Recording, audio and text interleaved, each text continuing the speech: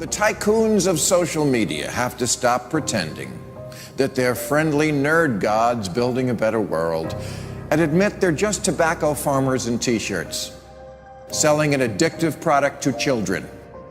Because let's face it, checking your likes is the new smoking. Philip Morris just wanted your lungs. The App Store wants your soul. There are 2 billion people, more than 2 billion people on Facebook. That's more than the number, it's about the number of notional followers of Christianity.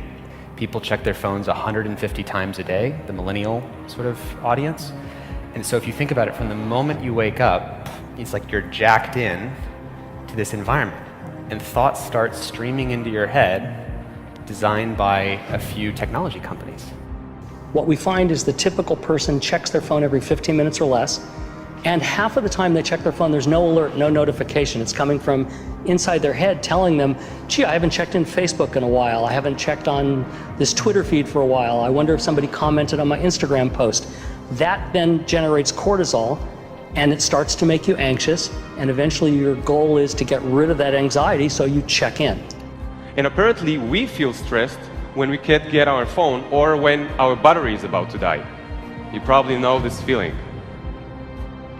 And a research done in Australia among 3,000 people under the age of 30 found that 9 out of every 10 admit to feel this anxiety while having his battery dying.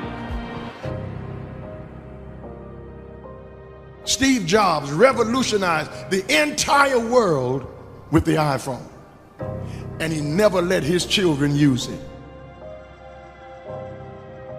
because he did not want them dependent on technology.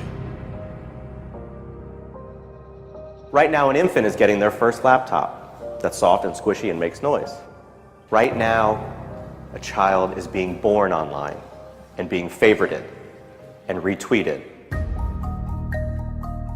The hypergenerational segregation of our time is bizarre, unhealthy, and historically unprecedented. You've never seen the like of people sitting at a table in a restaurant not talking to each other because they're texting and using their Facebook and Instagram and Twitter, and they are at the table and don't even know each other. In the house and can't even talk to each other.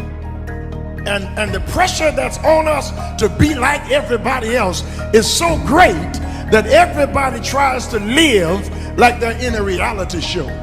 As a culture, we don't have enough in common anymore. And that's because the internet, which was supposed to unite the world, has become too adept at serving us personalized content. Do you know what I saw on Yahoo's front page this morning? No, you don't, because mine isn't the same as yours. People get news feeds now that just spit back customized stories based on what we've clicked on in the past. We are great consumers, but poor producers. We will buy what we can't afford with money that we don't have to impress people we don't even know, trying to be like everybody else. Get off of Facebook and put your face in a book. Right now, a teenager is photoshopping their selfie because as a society, we're telling them they're not good enough. Right now, influencers encourage narcissism without knowing the breadth and depth of their impact on their audiences. Right now, 40,000 spectators are in an Olympic football arena watching a competitive esports competition because this is this generation's football match. There's always this narrative that technology is neutral and it's up to us to choose how we use it. This is just not true.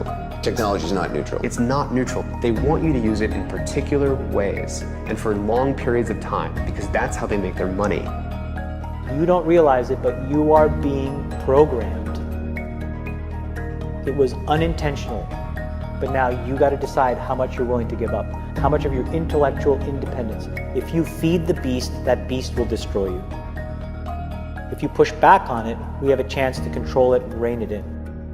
And it is a point in time where people need to hard break from some of these tools and the things that you rely on. The short-term dopamine-driven feedback loops that we have created are destroying how society works. No civil discourse, no cooperation, misinformation, mistruth. And it's not an American problem. This is not about Russian ads. This is a global problem. I challenge everyone to try going 1 week without social media. Don't let your phone and social media control you.